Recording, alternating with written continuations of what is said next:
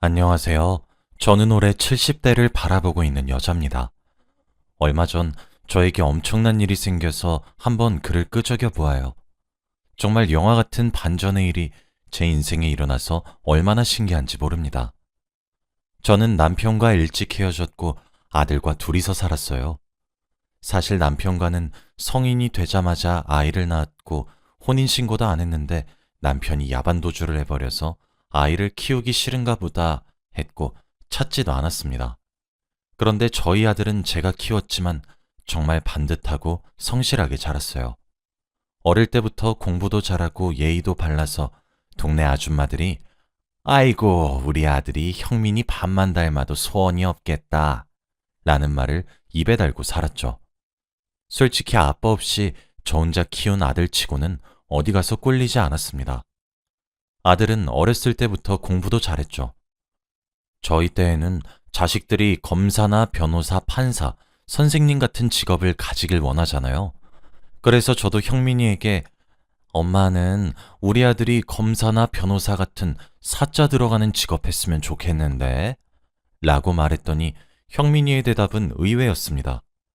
당연히 대학교 들어가서 남들처럼 공부 열심히 해서 좋은 직장에 취업할 줄 알았던 우리 아들은 대학교를 가지 않겠다고 했거든요. 솔직히 엄마로서 아들이 대학교를 가지 않겠다고 하니까 이해가 되지 않았고 억지로라도 들어가라고 했지만 절대 제 말을 듣지 않더군요. 형민이는 커서 무조건 사장님이 될 거라고 했습니다. 엄마, 나 사장님 돼서 엄마 호강시켜줄게 라고 했죠. 솔직히 사장이라는 게 말이 쉽지. 대부분 망하고 빚을 지고 시작하잖아요. 저희 집 형편이 좋은 것도 아니고 작은 단칸방에서 둘이 살고 있는데 어떻게 사업을 한다는 걸까요? 아들이 사업을 한다고 했을 때 많이 실망했고 하지 말라고 말리고 싶었습니다. 아들은 사업 준비를 하면서 실패도 많이 했고 사기도 많이 당했어요. 아직 어려서 그런지 세상을 잘 몰랐고 돈이 없으니까 빌리고 다닐 수밖에 없었거든요. 그렇게 빚이 점점 쌓여만 가는데 사업은 그만둘 생각이 없어 보이니까 너무 답답하고 지금이라도 공무원 시험을 준비하라고 했습니다. 그치만 형민이의 마음은 제가 돌릴 수 없었고 결국 형민이는 사업을 아주 많이 실패했어요.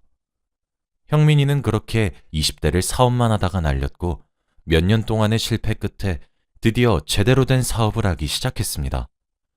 솔직히 사업 아이템이 뭔진 잘 몰랐지만 직원도 여러 명 있고 나름 안정적인 회사를 꾸린 것 같더라고요.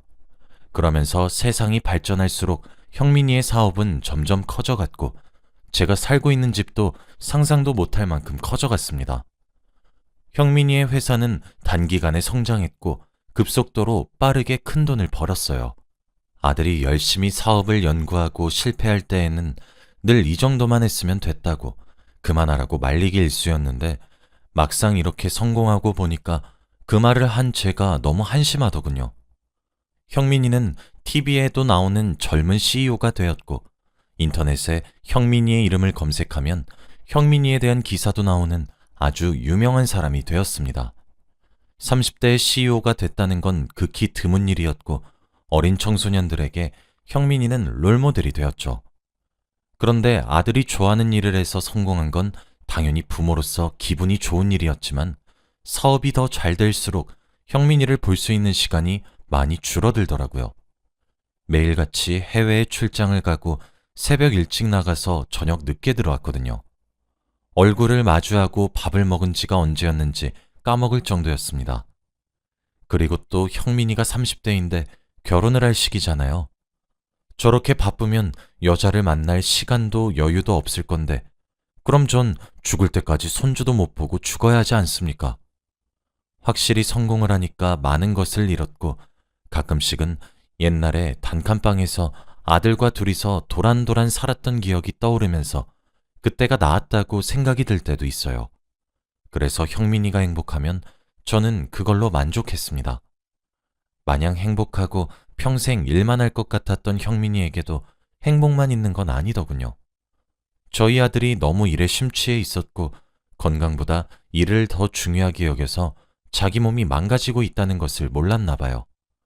갑자기 망연자실한 표정으로 집에 들어오더니 저와 이야기 좀 하자고 했고, 왠지 좋지 않은 말을 들을 것 같아서 무슨 일이 있냐고 물었더니 형민이의 대답은 너무 충격적이었습니다. 바로 대장암 사기라고 했거든요. 아들은 소화가 잘 안 되고 배가 아픈 게 그저 체한 줄 알아서 병원에 진료를 받으러 갔더니 대장암 사기라고 했다네요. 이미 다른 기관에 전이가 다 된 후에 병원을 찾아가서 치료가 힘들고 아들은 시한부 인생을 살아야 했습니다. 도대체 이게 무슨 말인가요? 나이도 어린 게 무슨 암인가요? 일보다 자기 건강을 더 우선시했으면 미리 알았을 텐데 말입니다. 아들 말로는 의사 선생님께서 완치가 불가능하다고 6개월 남았다고 했다네요. 저는 거짓말하지 말라고 했지만 아들의 표정을 보니 진심이었고 그 자리에서 저희들은 펑펑 울었습니다. 갑작스럽게 아들에게 6개월밖에 남지 않았다는 말을 들으니까 악몽을 꾸는 것 같았고 맘 같아서는 저도 아들을 따라가고 싶더라고요. 아들 없으면 저는 무슨 낙으로 삽니까? 평생 공부만 하고 일만 하면서 살았던 우리 아들이 무슨 죄가 있다고 이렇게 빨리 가게 하는 걸까요? 그날부터 하루하루가 중요하다는 것을 깨달았고 아들은 이를 다른 사람에게 인수인계를 한 뒤 저와 하루 종일 붙어 있었습니다. 그런데 갑자기 아들이 뜬금없는 소리를 하더라고요. 엄마는 아빠 보고 싶어? 아들 입에서 아빠라는 단어가 나온 것도 처음이었고 오랜만에 그 사람을 생각하게 되니까 기분이 되게 묘하더라고요. 그 사람과 저는 싫어서 헤어진 게 아니라 그 사람이 도망간 거였어요. 새벽에 저와 어린 아들만 두고 야반 도주를 했고 그때는 찾을 수 없었죠. 도망친 이유가 우리랑 살기 싫어서겠지 생각하며 연락하려고 하지도 않았습니다. 저는 딱히 악감정도 없었고 죽었는지 살았는지도 모르니까 그냥 어떻게 살고 있는지는 궁금한 정도? 라고 대답했죠. 아들은 그 뒤로 별말이 없었고 또 다른 이야기를 하더라고요. 엄마, 혹시 내가 지금 결혼한다고 하면 말릴 거야? 무슨 소리야? 너 살 날도 얼마 안 남았는데 결혼을 한다고? 그 여자도 웃긴다. 뭔 생각으로 결혼을 하겠대? 그거 딱 봐도 네 재산 노리고 결혼하는 거라고. 근데 내가 너무 하고 싶다고 하면? 죽기 전에 소원이라고 하면? 그러면 어쩔 수 없지. 왜? 우리 아들 좋아하는 여자 생겼어? 음, 사실 만나고 있던 여자가 있는데 결혼하고 싶어. 일만 하느라 여자는 못 만날 줄 알았던 아들도 누군가와 조용히 연애라고 있었더군요. 만약 대장암이 아니었다면 그 여자와 알콩달콩 살았겠죠. 그래? 그럼 엄마한테 소개시켜줘. 뭐 하는 여잔데? 간호사 일하고 있어. 착하고 예뻐. 아들 입에서 그런 칭찬이 나오니까 아들이 진심으로 좋아하는 여자구나 싶었네요. 얼마 지나지 않아서 아들은 그 여자를 데리고 집으로 왔고 한눈에 보자마자 너무 예쁘고 참하게 생겼더라고요.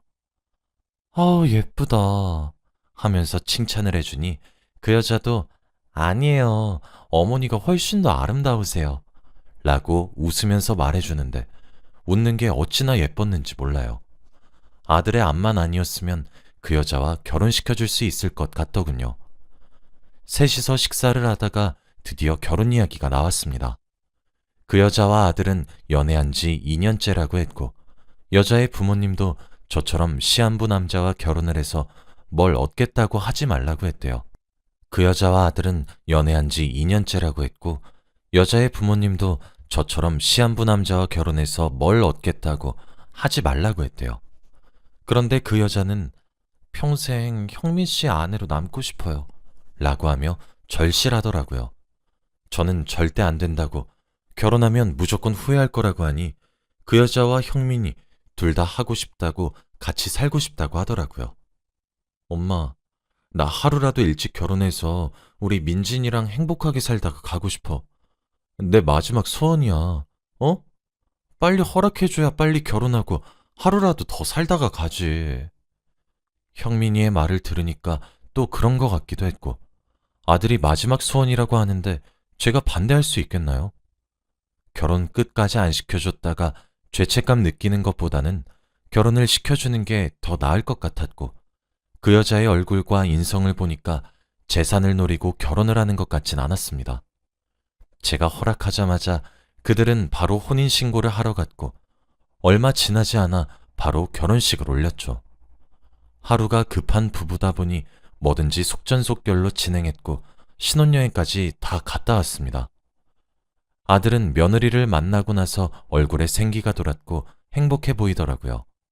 그치만 아들에게는 살 수 있는 날이 한 달 정도밖에 남지 않았어요. 아들의 몸은 점점 더 말라갔고 다크서클도 잔뜩 내려왔습니다. 그리고 한 달 남았을 때 영정사진을 찍으러 갔어요. 며느리와 저, 그리고 아들은 사진관에 가서 아들의 영정사진을 찍는데 눈물이 너무 많이 나더라고요.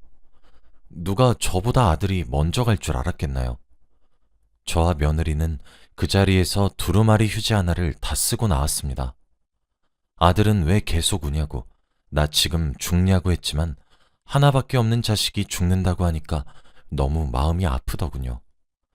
며느리는 저희 집으로 짐을 넣고 셋이서 같이 살았습니다. 그런데 너무 싹싹하고 일도 잘해서 너무 예쁜 거 있죠? 아들이 어떻게 이런 복덩이를 데리고 왔나 싶을 정도로 너무 마음에 들었습니다. 아들과 늘 같이 있어주고 아들을 위해서라면 뭐든지 다 했어요. 그런데 아들은 자신의 죽음을 얼마 남기지 않고 갑자기 사라졌습니다.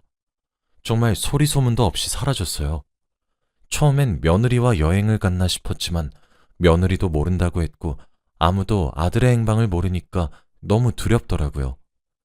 그리고 아들은 마지막 날까지 돌아오지 않았습니다. 제가 생각했을 때에는 아들이 일부러 죽는 모습을 저희에게 보여주고 싶지 않아서 혼자 조용한 곳에서 생을 마감했을 거라고 생각해 경찰서에 신고하지도 않았어요. 혼자만의 시간이 중요하니까 저희에게 소리 소문도 없이 사라졌다고 생각했거든요. 그런데 며느리는 저에게 다가와서 어머니, 우리 형민 씨 시체는 없어도 장례식이라도 치르는 건 어때요? 라고 했고 어디서 뭘 하고 있는진 모르지만 그래도 형민이의 마지막 날에서 한 달 가까이 지난 시점이었기 때문에 무조건 죽었다고 생각했고 장례식을 치렀어요. 아들의 시신도 못 보고 보낸 건 너무 슬프지만 어머니에게 시신을 보여주고 싶지 않은 아들의 마음을 이해하려고 했습니다. 그렇게 집에는 아들 없이 저와 며느리 둘이서 살았어요. 며느리는 삶의 의욕이 없는지 하루 종일 TV만 보거나 침대에 누워있기만 했고 백화점에 쇼핑을 잔뜩 하고 들어오곤 했죠. 솔직히 너무 과소비고 다 필요 없는 물건이라서 이렇게까지 해야 하나 싶었지만 그래도 남편 잃은 아내의 마음은 제가 알 수 없으니 아무 말 하지 않았어요. 그런데 얼마 뒤 충격적인 것을 발견하고 말았습니다. 바로 며느리의 휴대폰 문자 내용을 보고 말았거든요. 원래 제가 며느리 방에 잘 안 들어가는데 그날따라 아들 사진이 보고 싶어서 영정사진을 가지러 들어갔습니다. 그리고 그때 화장대 위에 올려져 있던 며느리의 휴대폰에서 알림 소리가 들렸고 저는 무의식적으로 봐버렸죠. 그런데 대화 내용은 아주 충격적이었습니다. 평범한 여자의 대화라고는 도저히 이해할 수 없는 말들 투성이. 저는 그게 무슨 말인가 싶어서 저도 모르게 문자 내용을 확인했어요. 그런데 그 사람과 나누던 대화를 보고 너무 놀랐어요. 축의금도 받을 수 있고 부조금도 받을 수 있고 이게 웬 떡이냐? 야, 그리고 우리 남편 돈 많아서 이제 그 돈 나 상속받으면 우리 아들이랑 행복하게 살 수 있어. 저는 며느리의 이중적인 모습에 놀랐고 당장 대화 내용을 증거로 남겼습니다. 그런데 그때 며느리가 화장실에서 나오면서 자신의 휴대폰을 들고 있는 저를 보고 어머니, 지금 뭐 하시는 거예요? 라고 하더군요. 너 이거 뭐니? 너 우리한테 거짓말한 거니? 어머니, 제가 시한부 남편이랑 결혼을 왜 해요? 이제 다 보셨으니 어쩔 수 없네요. 맞아요. 저 사실 간호사 아니고 술집에서 일하는 여자예요. 그리고 아들도 있어요. 술집에서 만난 남자한테서 낳은 아이라 아빠는 몰라요. 뭐야? 이게 무슨 말이야, 너? 어머니, 저한테 뭐라고 하셨어요? 저 형민 씨한테 재산 물려받아서 어머니 저한테 잘 보이셔야 할 텐데. 옛날처럼 단칸방으로 들어가고 싶으세요? 이 집에서 계속 살고 싶으면 그냥 조용히 계세요. 착하고 예쁜 며느리는 아들의 재산을 노리고 접근한 여자였고, 바보 같은 아들은 그런 여자를 믿고 결혼까지 한 겁니다. 너무 분하고 억울했고, 우리 아들이 너무 불쌍해서 어찌해야 할지 모르겠더군요. 이미 둘은 혼인신고까지 한 상태라 당연히 재산을 자기 아내한테 남겼을 텐데, 그리고 아이까지 있다뇨. 그 사실을 당당하게 말하는 며느리가 더 어이없었습니다. 제가 며느리의 비밀을 알아도 아무것도 못하는 사실을 며느리도 아니까 그때부터 저를 막대하기 시작하더라고요. 이 집의 주인은 자기인 것처럼 행동하면서 저를 가정부 취급했습니다. 저희 집에서 일하던 가정부들은 다 쫓아냈고 저보고 밥해라 청소해라 하더군요. 그리고 아들이 좋아하던 인테리어들도 전부 다 자기 취향대로 다 바꿨습니다. 이뿐만이 아니었어요. 며느리는 남자까지 집으로 들였습니다. 정말 이런 광경을 보고도 제가 여기서 살아야 하나요? 당장이라도 이 집에서 뛰쳐나갈 궁리만 하고 있던 어느 날, 누군가 저희 집에 찾아왔습니다. 바로 아들 담당 변호사였는데 아마 재산 상속 때문에 오신 것 같더라고요. 그때 집에 있던 며느리는 변호사가 온 것을 알고 기분 좋게 뛰어나갔습니다. 대표님이 돌아가시기 전에 남기신 게 있습니다. 라고 했죠. 변호사님은 며느리에게 한 장, 저에게 한 장씩 흰 봉투를 주더라고요. 며느리는 좋아라며 흰 봉투를 열었고 거기에는 죽기 전에 아들이 남기고 간 편지가 있었습니다. 그런데 며느리에게 남긴 편지에는 김민진, 그동안 재밌었지? 이제 네 시간은 끝났어. 그리고 내가 너 돈 빼내서 네 아들한테 보낸 거 모를 줄 아니? 그리고 너 간호사도 아니잖아. 내가 그런 정보도 없이 너랑 결혼했을 것 같아? 내 재산이 다 네 건 줄 알았겠지만 웃기지 마. 곧 찾아갈게. 라고 쓰여 있었어요. 며느리는 편지를 읽고 당황하면서 손과 눈이 떨렸고 저는 얼른 제 편지지를 열어보았습니다. 엄마, 나야, 형민이. 내가 말도 없이 사라져서 너무 놀랐지? 잠깐 혼자만의 시간이 필요했어. 그동안 고생 많았어. 걱정 마, 곧 돌아올게. 그때 입구에서 누군가 들어왔고 바로 아들이었어요. 아들은 몇 년 전 모습 그대로였고 더 잘생겨졌더라고요.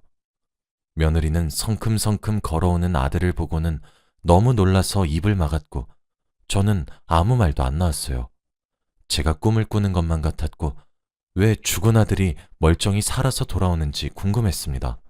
그리고 아들은 그 자리에서 경찰서에 전화를 해서 며느리를 체포해 갔죠. 순식간에 일어난 일이라 상황 파악이 되지 않아서 당황해하고 있는데 그때 현관문에서 낯익은 한 사람이 들어오더라고요.